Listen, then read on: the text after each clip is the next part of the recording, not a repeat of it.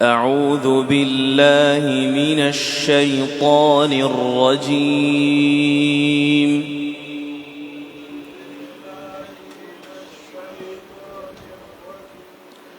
بسم الله الرحمن الرحيم.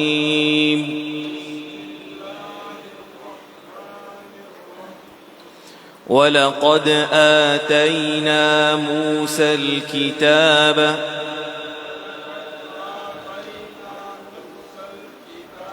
فاختلف فيه ولولا كلمة سبقت من ربك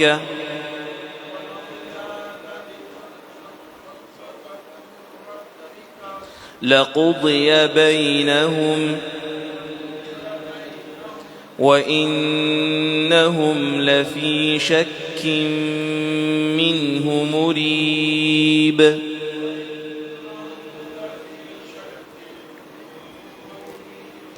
وإن كلا لما ليوفينهم ربك أعمالهم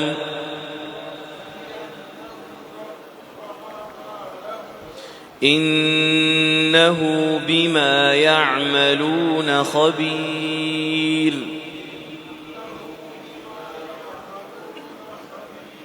فاستقم كما أمرت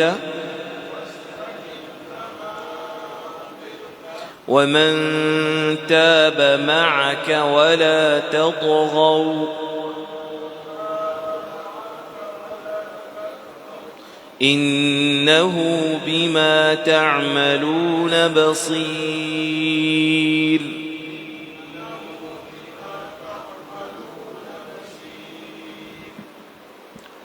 وَلَقَدْ آتَيْنَا مُوسَى الْكِتَابَ، اور بلا شبہ یقیناً ہم نے موسیٰ کو کتاب دی. فاختلف فی، پھر اس میں اختلاف کیا گیا. وَلَوْلَا كَلِمَةٌ سَبَقَتْ مِنْ رَبِّكَ، اور اگر وہ بات نہ ہوتی جو آپ کے رب کی طرف سے پہلے طے ہو چکی. لَقُضِيَ بَيْنَهُمْ، تو البتہ ان کے لیے ضرور فیصلہ کر دیا جاتا. وَإِنَّهُمْ لَفِي شَكٍّ مِّنْهُ مُرِيبٍ، اور بے شک یہ لوگ اس کے بارے میں ایک بے چین رکھنے والے شک میں مبتلا ہیں. وَإِنَّ كُلًّا لَمَّا لَيُوَفِّيَنَّهُمْ رَبُّكَ أَعْمَالَهُمْ، اور بے شک ان سب کو جب وہ وقت آئے گا آپ کا رب انہیں ان کے اعمال کا بھی پورا دے گا، یعنی پورا بدلہ دے گا. انہو بما یعملون خبیر، یقیناً وہ جو کر رہے ہیں اس کے بارے میں پوری طرح باخبر ہے. فاستقم کما امرت، تو پس آپ ثابت قدم رہیے جیسے کہ آپ کو حکم دیا گیا ہے. ومن تاب معک، اور وہ لوگ بھی جنہوں نے آپ کے ساتھ توبہ کی. ولا تطغوا، اور حد سے نہ بڑھو. انہ بما تعملون بصیر، یقیناً جو کچھ تم کرتے ہو وہ اسے خوب دیکھنے والا ہے. فرمایا ہم نے حضرت موسیٰ علیہ السلام کو کتاب دی. یہ واحد صورت ہے اور قرآن مجید میں ایک ہی مرتبہ ایسا ہوا ہے کہ ایک صورت میں کسی نبی کا دوسری مرتبہ تذکرہ آیا. پہلے بھی حضرت موسیٰ علیہ السلام کا تذکرہ گزرا، اب یہاں پر پھر حضرت موسیٰ علیہ السلام کا نام لے کر فرمایا کہ ہم نے ان کو کتاب دی. اس میں حکمت یہ ہے کہ پہلے حضرت موسیٰ علیہ السلام کا تذکرہ فرعون اور اس کی قوم کی طرف بھیجنے میں ہے کہ اللہ رب العزت نے فرعون کی طرف اور اس کی قوم کی طرف جب بھیجا اور ان کا کیا انجام ہوا. اب یہاں پر جب اللہ تعالیٰ نے حضرت موسیٰ علیہ السلام کو اور ان کی قوم کو فرعون سے نجات عطا فرما دی تو بنی اسرائیل کی طرف جب مبعوث ہوئے تو ان کے لیے جو احکامات اللہ نے عطا فرمائے وہ کتاب کی صورت تھی. فرعون اور اس کی قوم تک جب تک اللہ کا پیغام آتا رہا تو حضرت موسیٰ علیہ السلام پر تورات نازل نہیں ہوئی تھی. وہ آپ حضرت موسیٰ علیہ السلام پر وحی آتی تھی اللہ تعالیٰ حضرت موسیٰ علیہ السلام کے ساتھ ہم کلام ہوتے تھے اور وہ اللہ کا پیغام فرعون اور اس کے حواریوں تک پہنچاتے تھے، لیکن شریعت کے دیگر احکامات نازل نہیں ہوئے تھے، اس لیے کہ فرعون اور اس کی قوم نے تو مانا ہی کچھ نہیں، اور بنی اسرائیل اس وقت تک غلام تھے تو ان کی حالت ہی کوئی نہیں تھی کہ وہ شریعت کی کسی بات پر عمل پیرا ہو سکے۔ اب جب کہ آزادی مل گئی اور بنی اسرائیل ایمان لے آئے تو اللہ رب العزت کی طرف سے حضرت موسیٰ علیہ السلام کو تورات کی صورت میں تفصیلی احکامات دیے گئے کہ اب کیا کیا چیزیں کرنے کی ہیں، کیا چیزیں نہیں کرنے کی ہیں، عبادت کے طور طریقے کیا ہیں، طہارت پاکیزگی کے طور طریقے کیا ہیں، وہ سارے احکامات جس طرح رسول اللہ صلی اللہ علیہ وسلم کو بھی احکامات دیے گئے۔ تو اللہ نے فرمایا جب حضرت موسیٰ علیہ السلام کو ہم نے کتاب دی تو فاختلف فی، اس میں بھی اختلاف کیا گیا۔ یہ اختلاف کرنا کیا ہے، اس کی مختلف تفصیل ہے۔ ایک گروہ تو ایسا ہوتا ہے جو بات سے سرے سے منکر ہو جاتا ہے، تو بنی اسرائیل میں سے بھی بہت سارے لوگ ایسے تھے جو سرے سے منکر ہو گئے کہ ہم نے ماننا ہی نہیں۔ کچھ لوگ ہوتے ہیں کہ جو آدھی بات مانتے ہیں اور آدھی چھوڑ دیتے ہیں، تو بنی اسرائیل میں بھی ایسے لوگ تھے جو اپنی مرضی کی بات اور فائدے کی بات مانتے تھے اور باقی کی بات چھوڑ دیتے تھے۔ اسی طرح بعد میں ایسے لوگ پیدا ہوئے جنہوں نے باقاعدہ طور پر معنوی تحریف بھی کی اور لفظی تحریف بھی کی۔ اللہ تعالیٰ فرماتے ہیں کہ یہ کیا کرتے تھے، یحرفون الکلم عن مواضعہ، کلمات کو اپنی جگہوں سے بدل کر تحریف کر دیتے تھے۔ کسی جگہ اللہ نے کوئی حکم دیا ہے اس کو بدل کر کچھ اور وہاں پر لفظ ڈال کر اپنے مرضی کا حکم تراش لیتے تھے۔ یا پھر کیا کرتے تھے کہ ان کے جو علماء تھے وہ اپنی زبانیں تروڑ مروڑ کر الفاظ کو اس طرح ادا کرتے، لیم بِأَلْسِنَتِهِمْ وَطَعْنًا فِي الدِّينِ، اپنی آوازوں کو تروڑ مروڑ کر اپنی زبان کے ساتھ کچھ کلمات ایسے کہتے کہ دین میں تان و تشنیع بھی ہو اور اس کے ساتھ لوگوں کو یہ باور کرواتے کہ یہ اللہ کا حکم، جبکہ وہ اللہ کا حکم نہیں ہوتا تھا۔ تو یہ بھی اختلاف کی ایک صورت ہے۔ پھر بعد میں ان اختلافات کی وجہ سے کہ کسی جگہ کوئی لفظ ڈال دیا ہے، کسی جگہ معنی کا جو مطلب ہے وہ بدل دیا ہے، اپنی مرضی کا کوئی مطلب کشید کر لیا ہے، انہوں نے یہ کرنا شروع کیا کہ بعد میں آنے والوں نے اپنے بڑوں کے دفاع شروع کی اور اس کے نتیجے میں حلال چیزوں کو حرام اور حرام چیزوں کو حلال کرنا شروع کر دی۔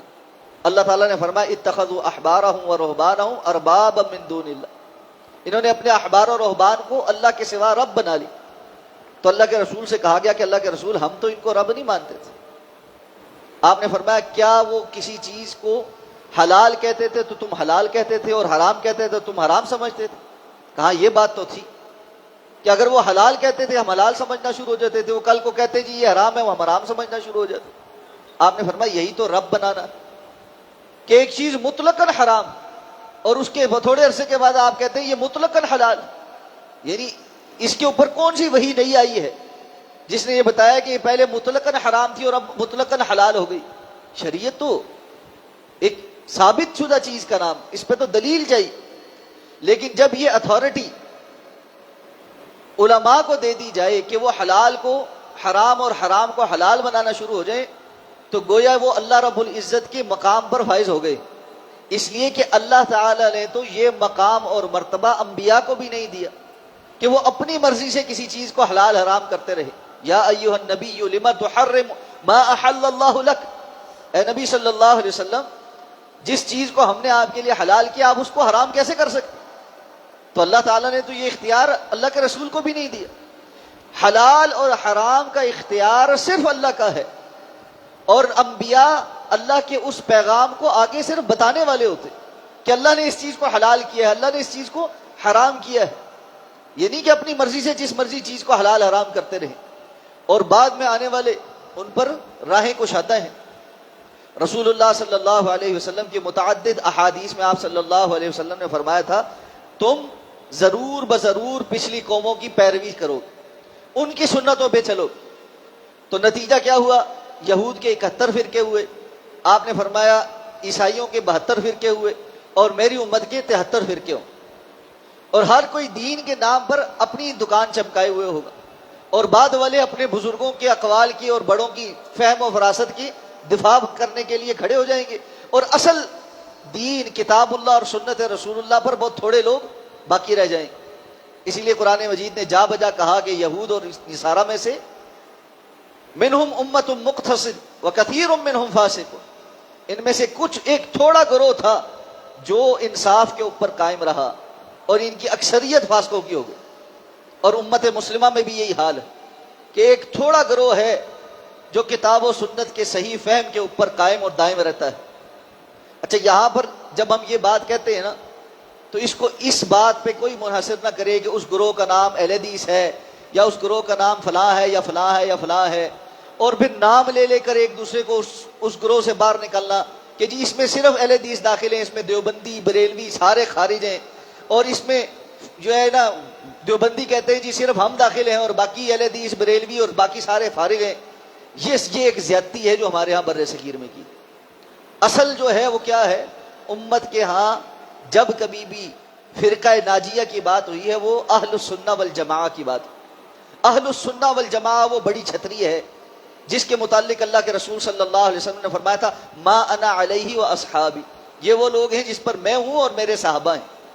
جہاں جہاں مسائل میں تنوع ہے، وسعت ہے، صحابہ کرام کے درمیان بھی عبادات کے اندر و معاملات کے اندر مسائل میں اختلاف موجود تھا، ان کے اندر بھی فروعی معاملات کے اندر اختلاف ہو جایا کرتے تھے.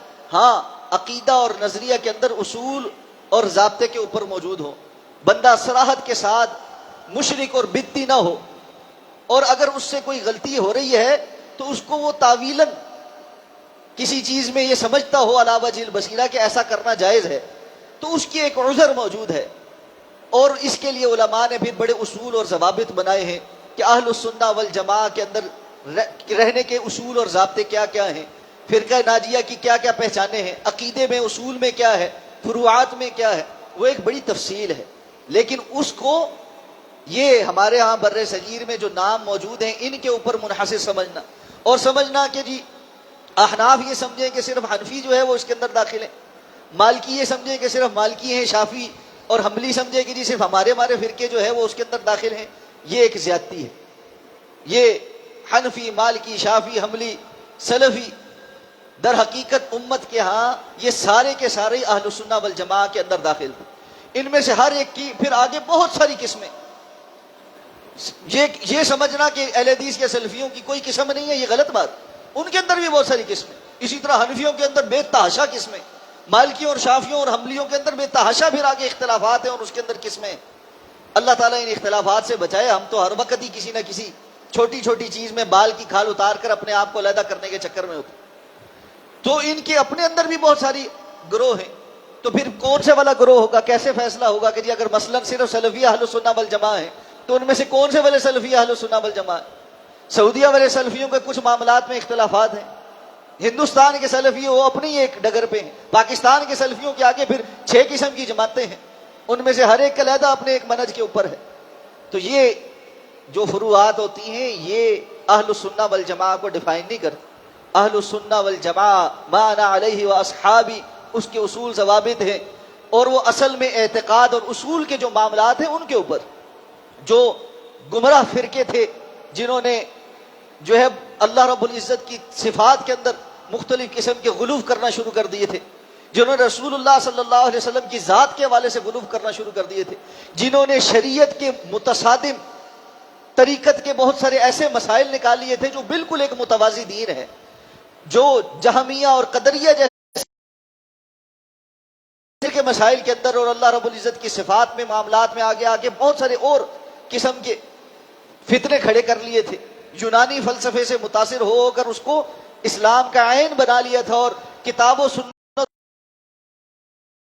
کے وہ گمراہ کن فرقے تھے جو اہل السنہ والجماعت سنت کے اندر موجود ہیں.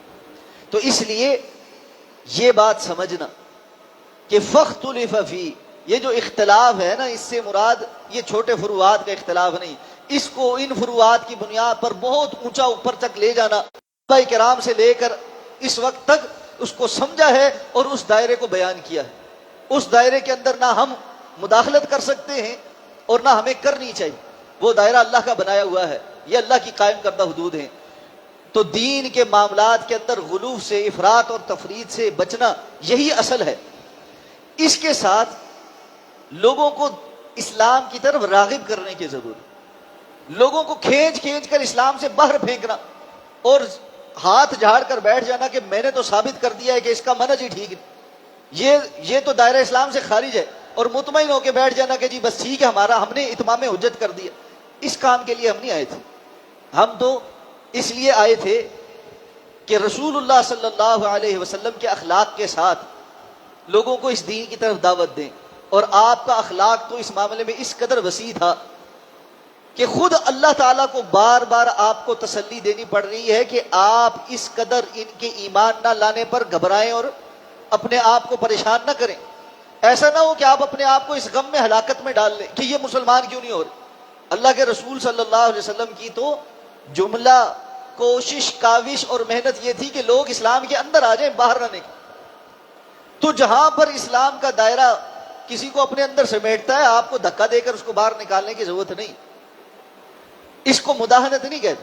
مداہنت یہ ہوتی ہے کہ آپ کتاب و سنت کی باتوں کو صحیح طریقے سے بیان نہ کریں, اور الحمدللہ علی وجہ البصیرہ اس کی کوشش ہوتی ہے کہ کتاب و سنت کو بیان کیا جائے. لیکن متعین تکفیر, نام لے کر کسی ایک گروہ کی مکمل تکفیر کر دینا اور اس کو اہل السنہ والجماعہ سے باہر نکال دینا, یہ کام اتنا آسان ہوتا تو امت کر چکی ہوتی. اگر آپ کو ہماری بات سمجھ نہیں آتی تو میں ایک آسان طریقے سے سمجھاتا ہوں.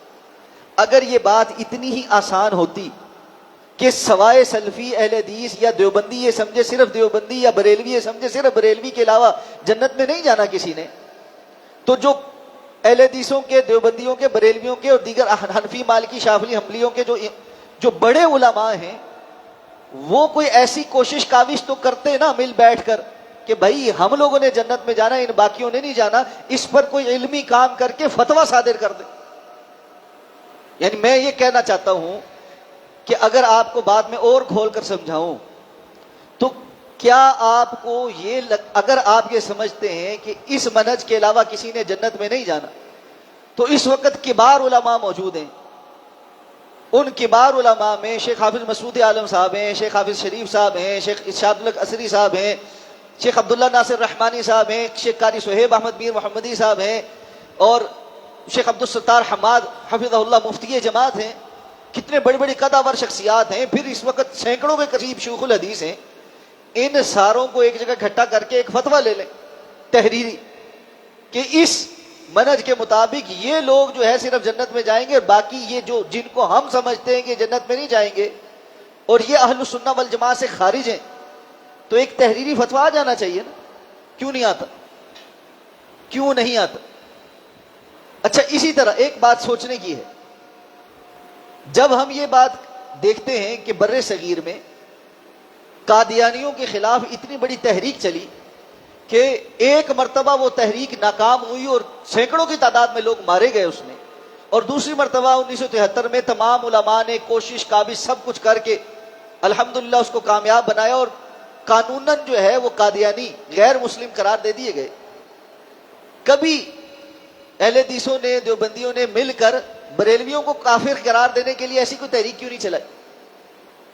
یا شیعوں کو کافر قرار دینے کے لیے ایسی تحریک کیوں نہیں چلائی؟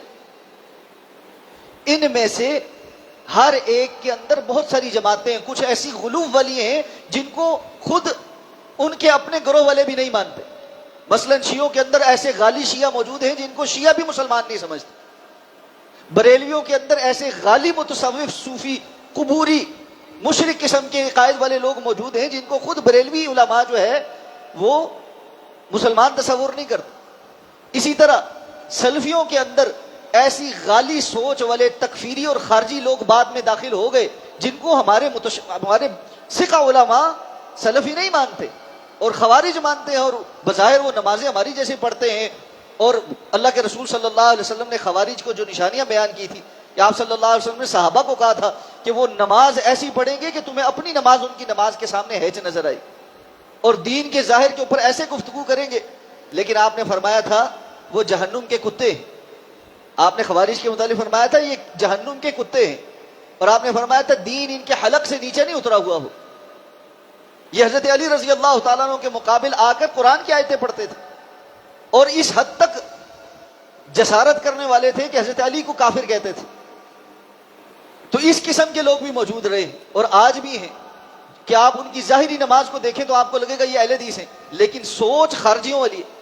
تو کیا اہل السنہ والجماعہ کے علماء ان کے اس منہج کے قائل ہو گئے؟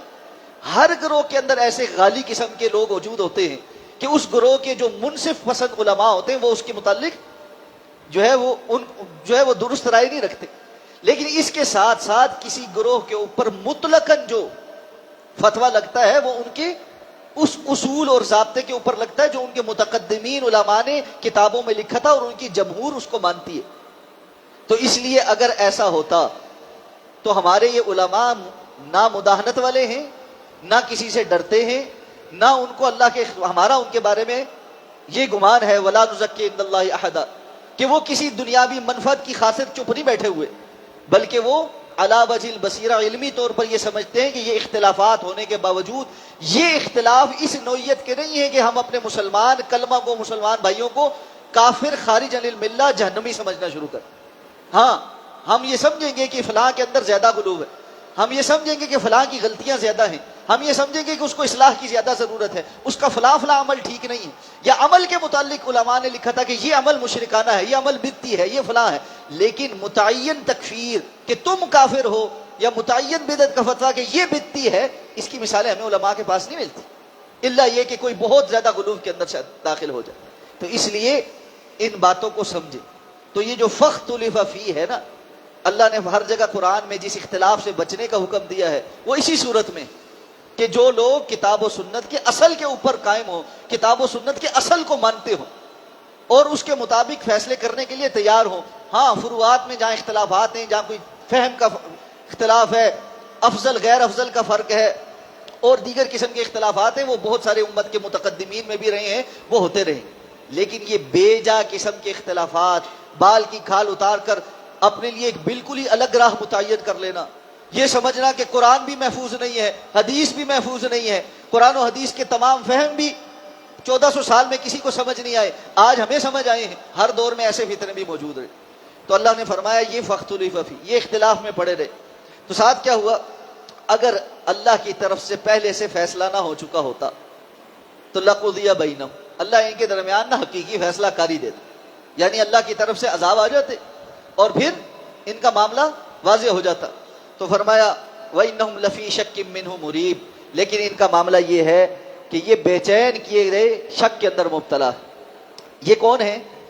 وہ لوگ جو رسول اللہ صلی اللہ علیہ وسلم کی طرف آنے والی آیات کو سنتے تھے، دل گواہی بھی دیتا تھا کہ یہ حق ہے، لیکن دنیاوی فائدے اس حق کی طرف آنے سے روک دیتے تھے۔ ایسا بندہ جو ہوتا ہے نا وہ بے چین رہتا ہے۔ شک اس کا جو ہے وہ اس وجہ سے نہیں ہوتا کہ اس کو بات سمجھ نہیں آئی، اس کا تذبذب، یہاں پر شک سے مراد تذبذب ہوتا۔ قرآن مجید نے دوسری جگہ منافقین کا تذکرہ فرمایا لا الہ الا ولا الہ الا، نہ یہ اس جانب ہے نہ وہ اس جانب ہے، یہ درمیان میں نا لڑکتے رہتے، کبھی ادھر کبھی ادھر، جہاں فائدہ نظر ہے وہاں جو ہے نا کھسکنے کی کوشش کرتے۔ تو یہ بے چین کرتا ہے شک انسان کو کہ وہ سمجھتا تو ہے کہ یہ بات درست ہے، لیکن اس کا فائدہ دنیاوی کسی اور طرف ہوتا اور وہ اس فائدے کا اسیر ہوا حق بات کو چھوڑ رہا ہوتا۔ تو فرمایا اللہ رب العزت نے کہ جب وہ وقت آئے گا تو اللہ رب العزت ان کے اعمال کا ان کو پورا بدلہ دیں گے، اور اللہ تعالیٰ جو کچھ یہ کرتے ہیں اس سے بڑے باخبر ہیں، ہر ایک کو اس کا بدلہ مل جانا۔ دنیا میں کس نیت کے ساتھ کس نے کیا کیا یہ اللہ رب العزت سے مخفی اور پوشیدہ نہیں۔ اب فرمایا فاستقم کما امرت، آپ ثابت قدم رہیے جیسے آپ کو حکم دیا گیا۔